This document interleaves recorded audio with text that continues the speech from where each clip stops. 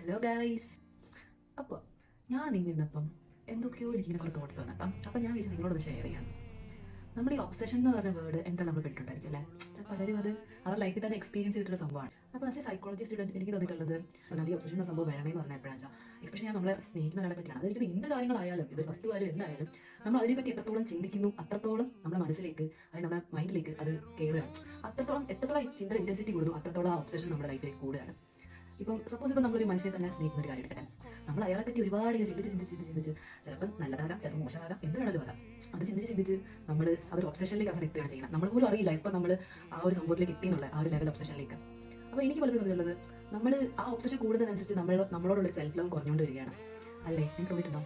അപ്പോൾ അത് എനിക്ക് പലപ്പോഴും നമുക്ക് ആ ഒരു ഒബ്സഷനെക്കാട്ടിലും കൂടുതൽ വേണ്ടത് സത്യമാണ്. നമ്മൾ അവരെ പറ്റി ചിന്തിക്കേണ്ടെന്നല്ല പറഞ്ഞത്. പക്ഷേ ഒരു ലിമിറ്റ് ഉണ്ട് നമുക്ക് ഒരാളെ പറ്റി ചിന്തിക്കുന്ന കാര്യത്തിലായാലും.